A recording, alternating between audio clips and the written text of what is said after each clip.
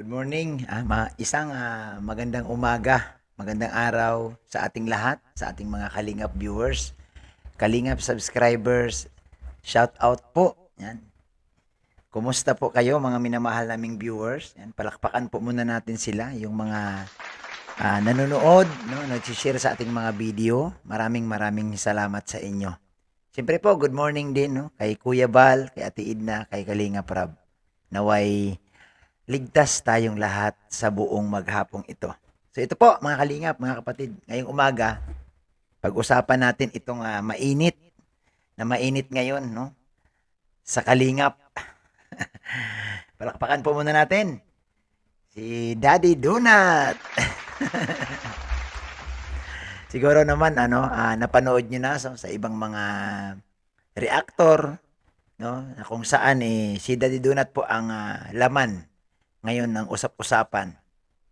So, siyempre, pag-usapan na rin natin at magbigay tayo ng komento no, sa ating mga ah, nababasa at napapanood. So, ito po, Daddy Donut. Daddy Donut, kumusta ka na?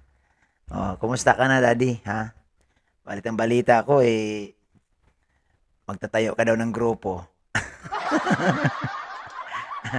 Ay, shout out po dyan sa mga grupo ni Ruel Umalalag. Kay Ruel, kay Rachel, at sa iba pang kasamahan nating mga kalingap. Alam niyo po, mga kalingap din naman tong mga ito. Lahat yan na galing kay Kuya Bal.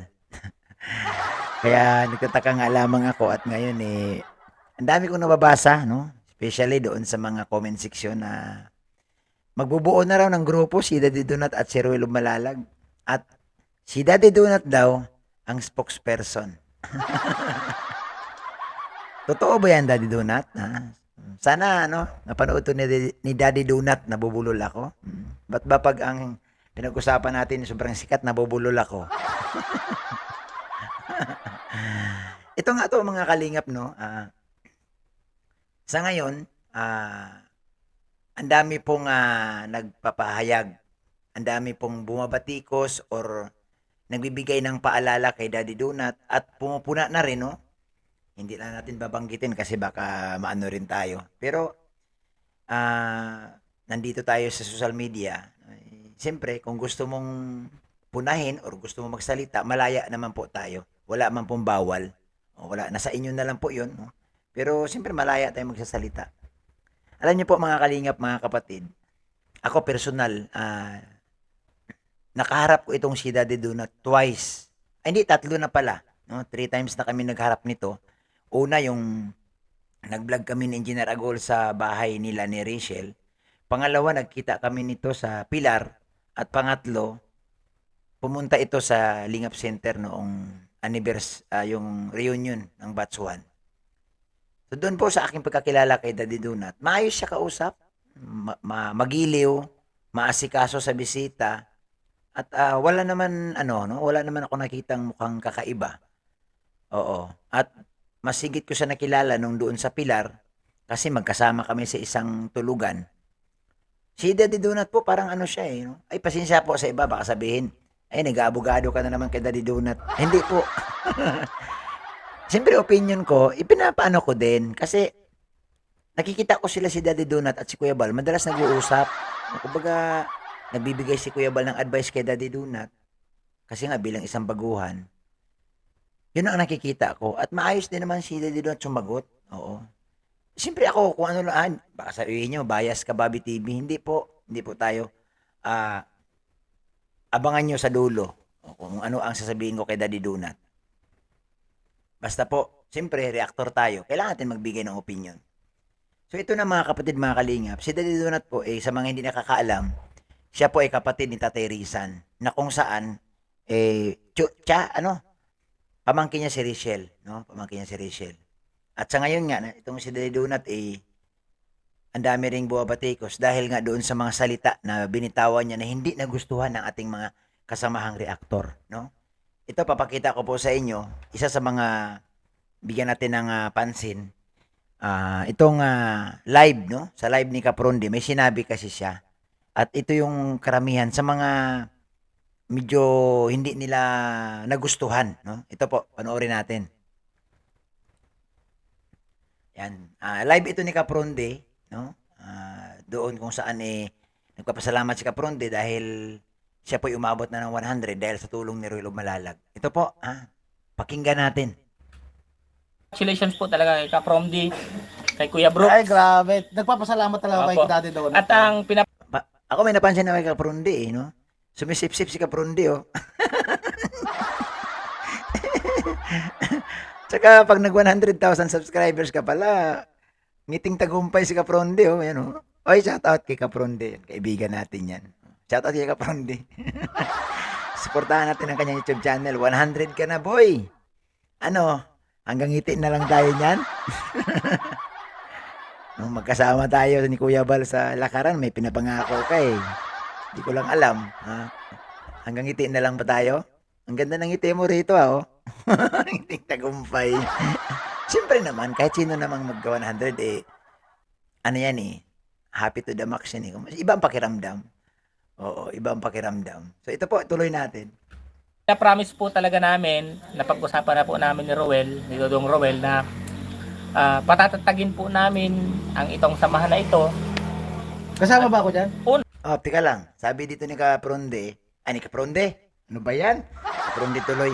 Sabi ni Daddy Donut, may usapan sila ni Roel. Ulitin natin. Ito. Patatatagin po namin ang itong samahan na ito. Ayan. Patatatagin po namin ang samahan na ito. Kasama ba ako dyan? Oo naman. Kapronde, sumama ka Ikaw pa, grabe ang tawa mo Ay, Fist Kapronde Kaibigan natin. Alam mo, good vibes lang tayo dito Reaction ito na kasamang halakhak. Patatatagin po namin itong samahan na ito, and then patuloy po na magbibigay po kami ng ayuda, ng tulong sa lahat po na kababayan nating nangangailangan. Ay, natural naman, Daddy Donut. Hindi naman pwedeng patatatagin mo tapos wala kang ayuda. Anong tawag doon, Daddy? Tama yon na, Daddy, i-extend pa, no, yung tulong na sabi mo nga dati, sabi mo sa akin nung na-interview kita, kung ano yung natututunan mo kay Kuya Bal, ipalaganap mo pa sa iba. Ayun yung sinabi mo noon, hindi ko makalimutan yan So tama naman talaga na dapat mag-extend ng tulong. Kanta ka, Daddy D. Patay na. At kung sakali... Ayun, ano? Kanta ka daw. Malat. Hindi ba? Tuloy ko lang po yung sinasabi ko. Usap po kami Kapronde, wag ka munang makulit ha. Palibasa live mo yan Huwag ka makulit kasi si Daddy Donut nagpapaliwanag pa. At ito yung papag-usapan natin kasi mahalaga ito. ni Roel na patatatagin po at pagagandahin po ang programa ng Kalingap sa pamamagitan po namin. At pagagandahin po namin yung programa, magbibigay po kami ng magagandang tawag dito.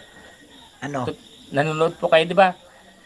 Bibigyan po namin kayo ng magagandang panoorin sa paglingap, regarding sa pagtulong. At iiwasan na po namin ang sumagot sa mga basher. Iiwasan na po namin ang sumagot sa mga reactor na negative po ang pinapaabot. Basta po kami, doon na po kami sa diretsong pagtulong. Yun. Itong mga salitang ito, dito po ang maraming umalma, no? Yung sinabing mga negative na reactor. Alam niyo po mga kalingap, mga kapatid, reactor nga yung salitang reactor, magre-react ka, no? Positive or negative. Malaya ka, no? Malaya ka. Kaya lamang siyempre, malaya din naman si Daddy Donut sumagot, no? Yung sagot niya na hindi na siya sasagot sa mga reactor. Malaya din po yun kasi rights niya po yun Oo. Pero sa tingin ko, mukhang sasagot si Daddy Donut dito. Sa ganito pong maririnig, mababasa ni Daddy Donut, hindi ako maniniwalang hindi siya sasagot. Alam niya po, sa katayuan niya ni Daddy Donut, no? At ito pa hindi ako maniwalang hayaan niyang ganyan, no? Siguro nasabi niya lang yan, pero sa tingin ko sa ngayon, na ang dami na pong nagko-content sa kanya, ang dami nang pumupuna, no? Ang dami na po, no? Baka naghahanap lang yan si Daddy Donut ng pagkakataon na sasagot doon sa mga tanong, doon sa mga comment, no? Ito pa mga kalingap, mga kapatid, ang dami kong napansin, no? Doon sa mga comment box, pag nagbasa kayo doon, talagang ang dami. Dahil sa live na ito, mukhang tinaddad si Daddy Donut ng mga baser. ang sabi doon ng iba, no? Ang sabi ng iba, wala daw respeto sa founder ng Kalingap, no? Isa yan sa mga nabasa ko doon, hindi daw nirespeto si Kuya Bal. At yung iba naman doon, ang sabi napakayabang daw ni Daddy Donut. Oo, nayayabangan na sila.